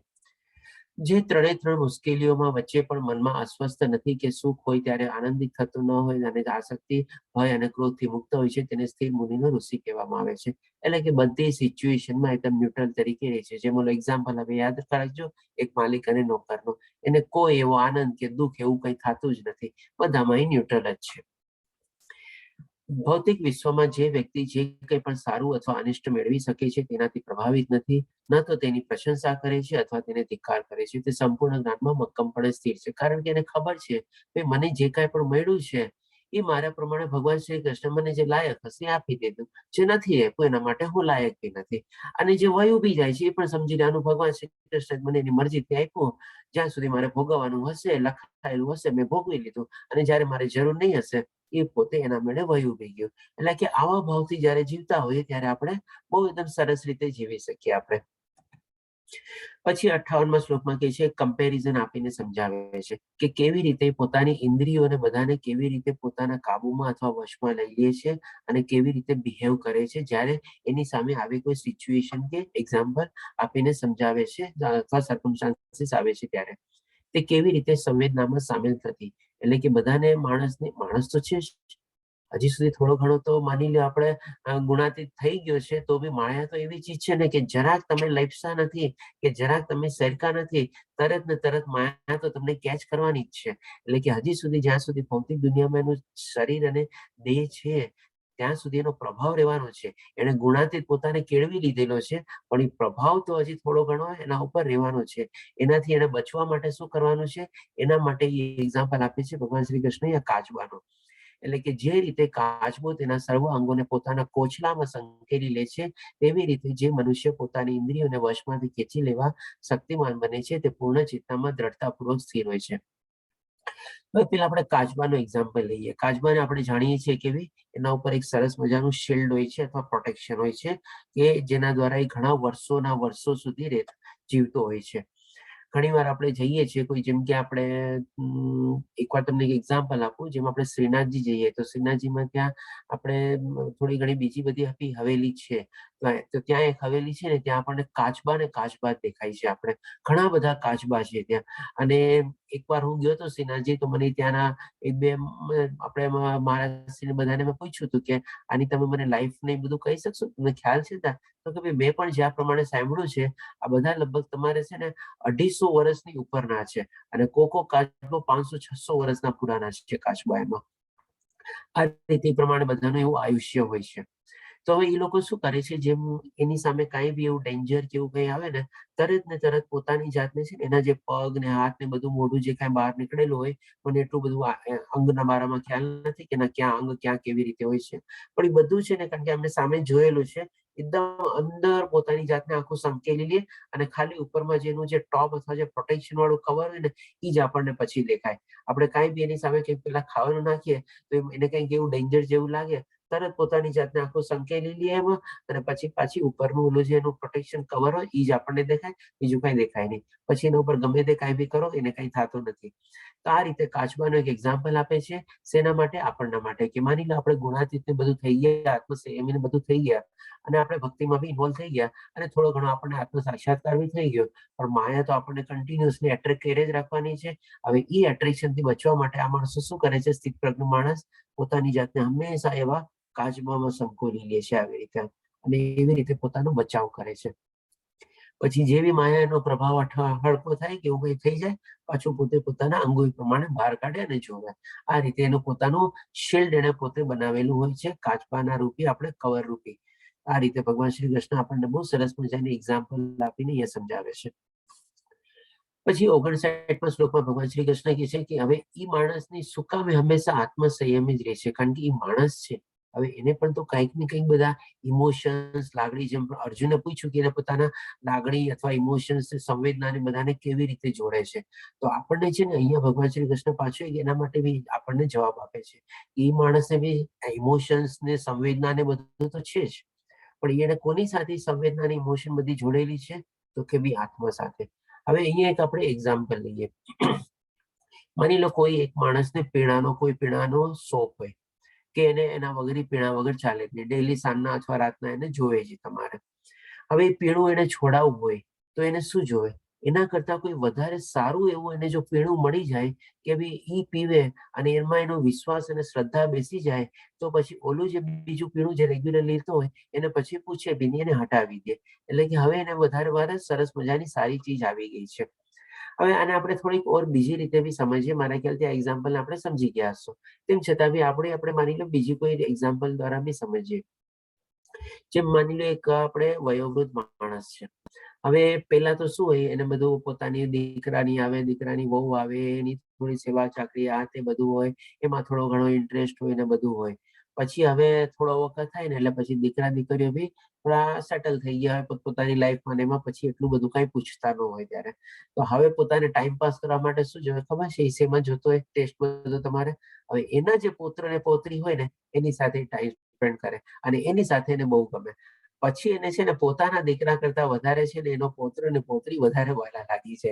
એટલે કે હજી એનો દીકરો ઓફિસેથી આવ્યો છે કે નહીં, આથી મોડો આવ્યો છે, એમાં તેને ઓછો ઇન્ટરેસ્ટ હોય.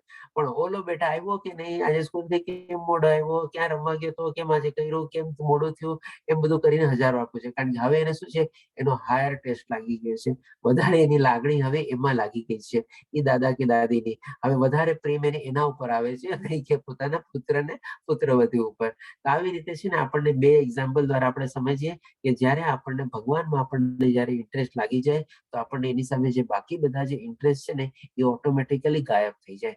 જે માણસે એકવાર આધ્યાત્મિકનો ટેસ્ટ કરી લીધો છે, એના માટે જે કહીએ ને તો આપણે ઇનડાયરેક્ટલી પોતાના શબ્દોમાં ઘણી વાર કહે છે, મારા માટે તો આ બધું ઝેર બરાબર છે.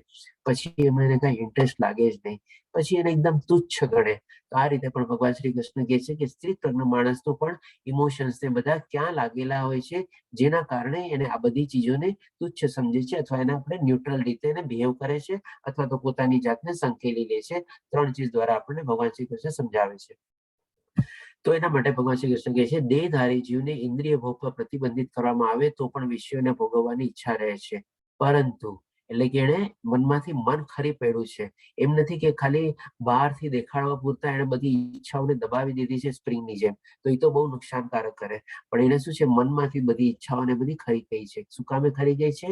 તો કે પરંતુ કૃષ્ણમય ભાવનાઓનો ઉત્કૃષ્ટ રસનો એટલે કે આનાથી હાયર ટેસ્ટ એને મળી ગયો છે. અનુભવ થયા પછી વિષયોનો રસ જતો રહે છે અને તે ભક્તિમાં સ્થિર થઈ જાય છે. એટલે કે એકવાર આધ્યાત્મિક અથવા ભક્તિનો રસ ચડી ગયો પછી આ બધો રસ ઓટોમેટિકલી ગાયબ થઈ જાય છે. પછીની કઈ જરૂરત જ નથી રહેતી એને ઓલરેડી.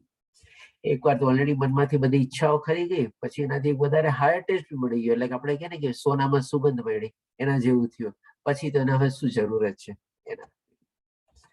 હવે પછી ભગવાન શ્રી કૃષ્ણ 62માં શ્લોકમાં કહે છે, ઇન્દ્રિય વિષયનું ચિંતન કરવાથી મનુષ્યને તેમાં આસક્તિ થાય છે અને આવી આસક્તિને કામના ઉત્પન્ન થાય છે અને તેમાંથી કામમાંથી ક્રોધ ઉદ્ભવે છે. હવે આ 62 અને 63નો શ્લોક જે છે એ ભગવાન શ્રી કૃષ્ણ આપણને ક્રોધ કેવી રીતે આપણે ઉદ્ભવે છે અને ક્રોધ ઉદ્ભવે છે પછી આપણે કેવી રીતે આપણું વિનાશ સર્જે છે એ સમજાવે છે. આખી એક સાયકોલોજીકલ પેટર્ન સમજાવે છે, જે આપણે લેવલ 1માં બી સરસ રીતે સમજી ગયા હતા. શ્લોક બી આપણે સમજ્યા હતા અને એક આખી સાયકલ રૂપી બી આપણે પિક્ચર હતું એ બી સમજી ગયા હતા. તો ક્રોધથી પૂર્ણ મોહ ઉત્પન્ન થાય છે અને મોહને કારણે સ્મરણ શક્તિનું વિભ્રમ થઈ જાય છે. જ્યારે સ્મરણ શક્તિ ભ્રમિત થઈ જાય છે ત્યારે બુદ્ધિ નષ્ટ થઈ જાય છે અને બુદ્ધિ નષ્ટ થવાના કારણે મનુષ્ય ભવકુંભમાં પડી જાય છે. આ કન્ટિન્યુઅસલી આખી પ્રમાણે સાયકલ પ્રમાણે ચાલે છે. એટલા જ માટે આપણે કહેવાય છે વિનાશ કાળે આપણે વિપરીત બુદ્ધિ. હવે પછી ભગવાન શ્રી કૃષ્ણ 66માં શ્લોકમાં કહે છે કે કૃષ્ણ પરાયણ થઈને જે મનુષ્ય પરમેશ્વરના સંબંધમાં રહેતો નથી તેની બુદ્ધિ દિવ્ય થતી નથી અને ચિત્ત પણ સંયમિત થતું નથી. જેના વિના શાંતિની કોઈ શક્યતા રહેતી નથી અને શાંતિ વિના સુખ પણ કેવી રીતે સંભવે. એટલે કે અહીંયા ભગવાન શ્રી કૃષ્ણ આપણને આખો ક્રોધ ને બધું તો સમજાવી દીધું, પછી આપણને સુખ તરફ લઈ જાય છે અને શાંતિ તરફ લઈ જાય છે. આપણે આખી જિંદગીમાં આપણને શું જોવે છે? હંમેશા પીસ અને હેપીનેસ. આપણે કે ને મને શાંતિ જોવે છે, મને સુખ જોવે છે, મને આનંદ જોવે છે. આપણે હંમેશા એ જ ઝંખતા હોઈએ છીએ અને એ બધું ચીજ આપણે ક્યાં ઝંખના આપણે કેન્દ્રિત કરીએ છીએ? બધી ભૌતિક ચીજોમાં. તો પછી આપણને એક સમય બધું સમજાઈ જાય છે કે ભાઈ આ બધી ચીજોમાં આપણે સુખ, શાંતિ અને આનંદ ક્યાંય છે જ નહીં. એ જ રીતે ભગવાન શ્રી કૃષ્ણ 66માં શ્લોકમાં કહે છે કે આ રીતે મનુષ્ય જ્યારે પરમેશ્વરમાં નથી જોડાતો અને આ બધી ભૌતિક દુનિયાની ચીજોમાં પોતાની ઇન્દ્રિય વિષયોને તૃપ્ત કરવામાં, શરીરની આનંદ અથવા સુખોને તૃપ્ત કરવા માટે પડેલો હોય છે તો એને ક્યાંય એમાં સુખ અને શાંતિ મળતું જ નથી. ક્યાંય એને આવી ટાઈપની ઇટરનલ પીસ અથવા કન્ટિન્યુઅસ હેપીનેસ જેવું છે એ ચીજ એમાં એને પ્રાપ્ત થતી જ નથી. કારણ કે બધું ચીજ તો ટેમ્પરરી છે. તો ટેમ્પરરીમાં આપણને સુખ અને આનંદ થોડી ક્ષણ માટે મળે, પછી પાછું એ જ ચીજ આપણું દુઃખનું કારણ બી બની જાય છે. તો એ ચીજ પછી ભગવાન શ્રી કૃષ્ણ આપણને 67માં શ્લોકમાં એક એક્ઝામ્પલ દ્વારા બી સમજાવે છે કે જેવી રીતે પાણીમાંથી નૌકા પ્રબળ પવન દ્વારા ખેંચાઈ જાય છે તેવી જ રીતે વિચરશીલ ઇન્દ્રિયોમાંથી કોઈ એક પણ જો મન કેન્દ્રિત થાય તો તે મનુષ્યની બુદ્ધિ હરી લે છે. હવે આપણે જેમ જાણીએ છીએ કે 5 આપણી જ્ઞાનેન્દ્રિય છે અને 5 આપણી કર્મેન્દ્રિય છે. હવે ભગવાન શ્રી કૃષ્ણ કહે છે 10 માંથી કોઈ પણ એક ચીજ ઉપર બી જો આપણું ફોકસ થયેલું હોય ને અને આપણે એના ઉપર જ આપણે ઇન્દ્રિય સુખ અથવા શરીર સુખ માટે જો આપણે આપણું ધ્યાન કેન્દ્રિત કરીએ તો પણ છે ને આપણા મનને અને બુદ્ધિને બધાને હરી લે છે અને ફરીથી પાછા આપણે એમાં ઇન્વોલ્વ થઈ જઈએ છીએ. જેવી રીતે ભગવાન શ્રી કૃષ્ણ માની લો બહુ મોટું જહાજ છે આપણે શીપ અથવા ને કહી શકીએ કે સારું એવું બધું એક જગ્યાએથી બીજી જગ્યાએ જે લઈ જાય, સાથે આજકાલ તો મોટા મોટા ક્રૂઝ ને શીપ ને બધા થઈ ગયા છે એ રીતે. તો આટલું મોટું શીપ અને ક્રૂઝ બી છે ને એક આપણે બે રીતે છે ને હંમેશા ગમે તેની સામે આવે એ આપણે ડૂબી શકે છે. એક તો શું છે કે ભાઈ પવન એટલે કે હવાની જે સ્પીડ હોય, બહુ મોટું સાગરમાંથી કન્ટિન્યુઅસ આવા વંટોળિયા અને વાવાઝોડા ને બધું આવતા જ રહેતા હોય છે. અને એ રીતે એ જે પ્રબળ અહીંયા ભગવાન શ્રી કૃષ્ણ વર્ડ વાપરેલું છે પ્રબળ પવન દ્વારા, એટલે કન્ટિન્યુઅસ આવું કોઈ સાયક્લોન નહીં આવે તો પણ આવી જો શિપની એવી કેપેસિટી ન હોય અથવા પ્રોપર એ રીતે એનો કેપ્ટન કંટ્રોલ ન કરી શકે અને એ એના પવનના પ્રભાવમાં આવી ગયો તો પછી શિપ આપણે દોરાતું જાય અને ડૂબી બી જાય. અને બીજી જયારે શિપ ડૂબે છે ત્યારે શું છે કે ભાઈ એક મોટા આઈસબર્ગની સાથે ટકરાય છે, ઉપરમાં એને ખાલી નાનકડું ઓલું દેખાય છે, કહી શકે ટીપ ઓફ ધ આઈસબર્ગ જેને કહે છે, પણ એની અંદરમાં જે નીચે છે એ બહુ મોટો આખો બરફનો ઓલું હોય છે. એની સાથે ક્યારેક આવી રીતે અથડાઈ જાય છે તો પણ એ આપણે શિપનું ઓલું આપણે નુકસાન થાય છે. એટલે કે અહીંયા ભગવાન શ્રી કૃષ્ણ આપણને પ્રબળ પવન દ્વારા કમ્પેરિઝન આપે છે કે આવી રીતે જો કોઈ પણ એક ઇન્દ્રિયના સુખ માટે આપણે બી એમાં વિચલિત થઈ જઈએ અને એમાં આપણે જો ડીપલી ઇન્વોલ્વ થઈ જઈએ તો પણ આપણે મન અને બુદ્ધિ હરાઈ જાય છે. પછી 68મા શ્લોકમાં ભગવાન શ્રી કૃષ્ણ કહે છે, તેથી હે મહાભાવો, એટલે કે આ બધું જ સમજાવ્યા પછી સો ધેટફોર હેન્સ, જે મનુષ્યની ઇન્દ્રિયો તેમના વિષયોમાંથી સંયમિત થયેલી હોય છે તેની બુદ્ધિ નિસંદેહ સ્થિર રહે છે. એટલે કે જે માણસે પોતાની બધી જ્ઞાનેન્દ્રિયો કર્મેન્દ્રિયો પાછી ખેંચી લીધી હોય, આ ભૌતિક મોહ માયાના આકર્ષણમાંથી જંગલને ઓલરેડી પાર કરી લીધું હોય તો એની બુદ્ધિ જે છે એ નિસંદેહ સ્થિર હોય છે. એટલે કે સ્ટેબલ બુદ્ધિ વાળો માણસ હોય છે. એને પછી આ બધી ભૌતિક દુનિયાને બધામાં કોઈ જાતનું કઈ એટ્રેક્શન કે કઈ લાગતું નથી. હવે પછી ભગવાન શ્રી કૃષ્ણ આપણને સમજાવશે 70મા શ્લોકમાં કહે છે કે જેવી રીતે પાછી એક કમ્પેરિઝન આપે છે. પહેલા આપણને કમ્પેરિઝન શું આપ્યું? શિપની કમ્પેરિઝન. જો આપણે એવી રીતે આપણે આપણા ઇન્દ્રિય વિષયોમાં એમાં એટ્રેક્ટ થઈ જાય તો આપણી હાલત કેવી થાય કે ભાઈ આપણું ધનોત્પન્ન થઈ જાય. એમાં આપણે ક્રોધનું બી કારણ આવ્યું અને પ્લસ આપણે ઇન્દ્રિયોનું બી, એમાં આપણે કોઈ બી એક ઇન્દ્રિય આપણે માની લો એક એક્ઝામ્પલ આપણે લઈએ, કોઈ એક માણસને શું છે કે ભાઈ કોઈક એક જાતનું કોઈકની વ્યસન લાગી ગયો. હવે વ્યસન પાછળ લાગી ગયો અને એમાં જ એને પોતાની આખી જિંદગી, આપણી સામે ઘણા એવા એક્ઝામ્પલ હોય છે કે એને પોતાની આખી જિંદગી એને નષ્ટ કરી દીધી. હવે એ બધી ચીજ સમજાવ્યા પછી ભગવાન શ્રી કૃષ્ણ હવે કહે છે કે જે માણસ સ્થિત પ્રજ્ઞ હોય છે, મેં કીધું ભગવાન શ્રી કૃષ્ણ બધી ચીજના બે પાસા આપણે લીધેલા છે અને બધી ચીજો સરસ રીતે આપણને સમજાવેલી છે. તો અહીંયા 70મા શ્લોકમાં બી આપણને એક્ઝામ્પલ આપીને સમજાવે છે. હવે એના એક્ઝામ્પલમાં દ્વારા આપણને શું છે, સમુદ્રની સાથે માણસની એક્ઝામ્પલ કમ્પેરિઝન કરે છે કે જેવી રીતે સમુદ્રમાં નદીઓ નિરંતર પ્રવેશ કરતી રહે છે. હવે એક સમુદ્રનું આપણે એક્ઝામ્પલ લઈએ. સમુદ્રમાં બી શું છે, ઘણી બધી નદીઓ, અલ્ટિમેટલી તો બધી નદીઓ સમુદ્રમાં જ મળવાની છે, તો એ સમુદ્રમાં મળે છે. તો એવી જ રીતે જે સ્થિત પ્રજ્ઞ માણસ હોય છે એના મનમાં બી આવા બધા જે ભૌતિક દુનિયા, જે મોહ માયા અને આકર્ષણ છે ને, કન્ટિન્યુઅસલી જેમ મેં કીધું ને સાગરમાં મોજા આવવાના છે એવી રીતે આવ્યા જ કરે છે. તો એના માટે ભગવાન શ્રી કૃષ્ણ એક્ઝામ્પલ આપે છે, જેમ સમુદ્રમાં આટલા બધી વેગવાળી જે નદીઓ બી જે છે એમાં સમાઈ જાય છે, એવી જ રીતે આ મનુષ્યમાં બી એવા બધા આકર્ષણો જે છે, સમુદ્ર રૂપી જે માણસ જે છે એ બધું એમાં સમાઈ જાય છે. હવે આપણે ઓર આગળ સરસ રીતે સમજીએ, છતાં સમુદ્ર હંમેશા સ્થિર રહે છે. જે બધી નદીઓ આપણે સમુદ્રમાં સમાઈ ગઈ, ગમે તેટલી નદીઓ આવે, ગમે તેટલી મોટી નદીઓ હોય, ગમે તેટલી વિશાળ નદીઓ હોય, ગમે તેટલો મોટો પ્રવાહ હોય, બધું આવીને સમુદ્રમાં સમાઈ જાય અને સ્થિર થઈ જાય. અને સમુદ્ર તો એનું ઈ જ છે. એવી જ રીતે બી આ બધી ઈચ્છાઓ સ્થિત પ્રજ્ઞ માણસમાં આવીને સમાઈ જાય છે, એને કોઈ જાતનો કઈ ફરક પડતો જ નથી. તેમ હવે વાસનાઓના અવિરત પ્રવાહથી વિચલિત નહીં થનારા મનુષ્ય શાંતિ પ્રાપ્ત કરી શકે છે. એટલે કે આવી બધી આપણી વાસનાઓ અને જે ઈચ્છા હોય એનાથી આપણે જો વિચલિત ન થઈએ, જેમ સમુદ્ર વિચલિત થતું નથી, ગમે તેટલી નદીઓ આવે, ગમે તેટલા એક ટાઈમ, માની લે એક ટાઈમમાં 10 નદીઓ આવીને પોતાનો આપણે સમાડે તો બી ઠીક છે, ઓકે આવી જાય, સમાઈ જાય, એ રીતે હોય તો માણસ એમાં શાંતિ પ્રાપ્ત કરી શકે છે. પરંતુ જો આવી ઈચ્છાઓ અને અસંતુષ્ટ કરવામાં તો મનુષ્ય શાંતિ પ્રાપ્ત કરી શકતો નથી.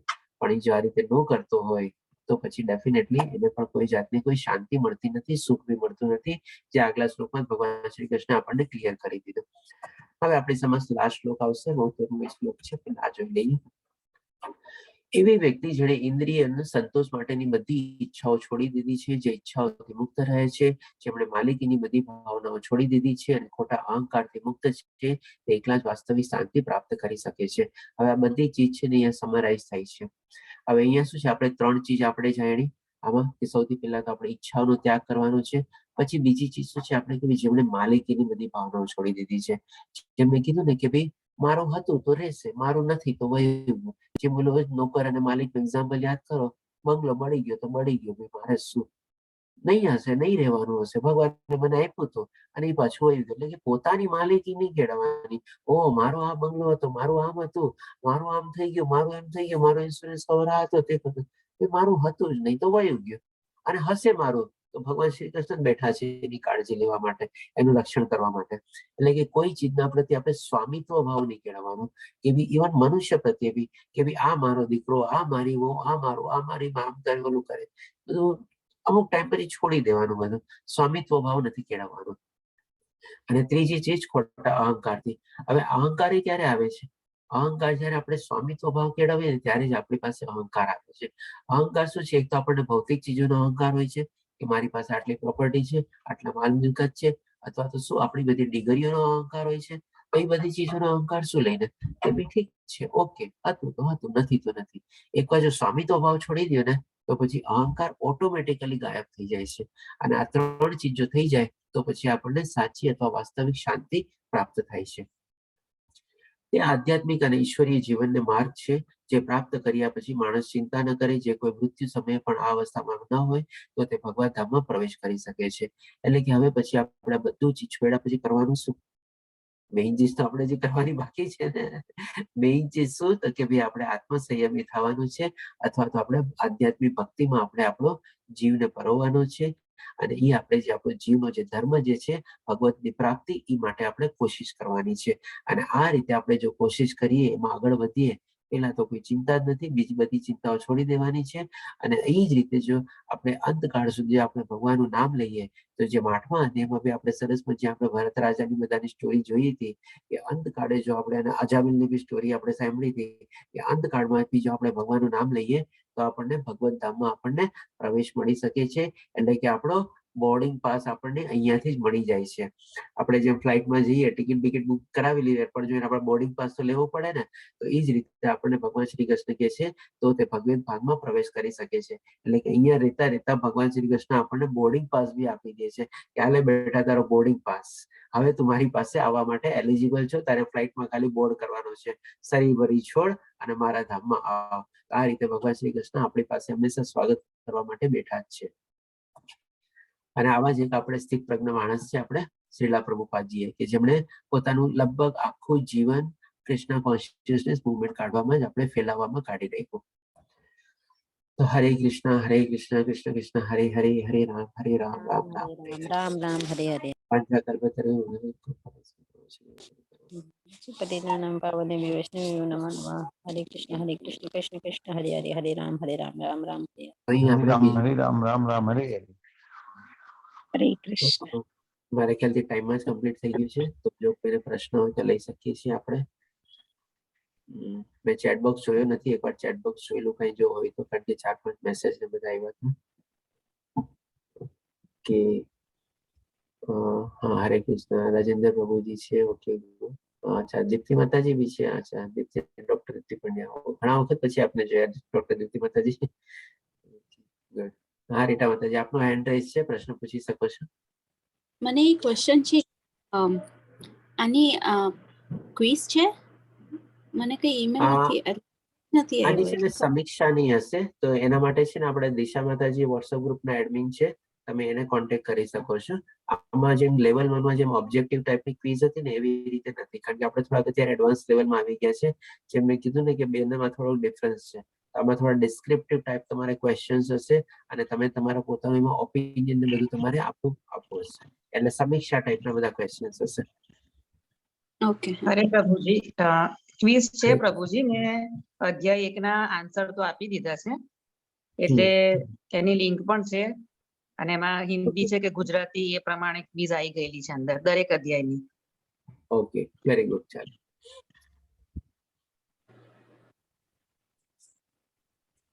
રશ્મિ માતાજી આપનો હેન્ડ રાઈઝ છે, કોઈ પ્રશ્ન? હા પ્રભુજી, હા માતાજી બોલો.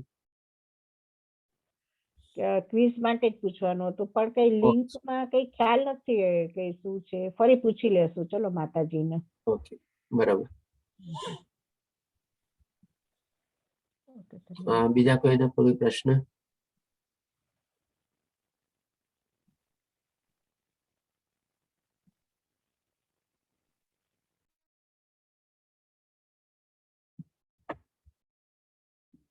ઓકે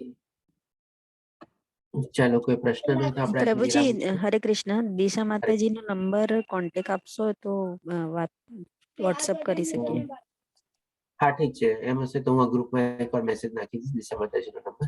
મારા ખ્યાલથી જે ગઈકાલે જેમણે લિંક ને એ બધી પોસ્ટ કરી હતી ને એનો એ નંબર છે 9321 કંઈક એવું છે. ઓકે ધન્યવાદ. હરે કૃષ્ણ. ઓકે હરે કૃષ્ણ. હરે કૃષ્ણ. હરે કૃષ્ણ. ચાલો, કોઈ પ્રશ્ન નથી તો ફરીથી આપણે આવતે શનિવારે મળશું. અધ્યાય 3 શરૂ કરશું આપણે. હરે કૃષ્ણ. જય શ્રી કૃષ્ણ સર્વે ભક્તોને. હરે કૃષ્ણ. હરે હરે કૃષ્ણ પ્રભુજી. હરે કૃષ્ણ પ્રભુજી. હરે કૃષ્ણ. હરે કૃષ્ણ. હરે કૃષ્ણ. હરે કૃષ્ણ પ્રભુ.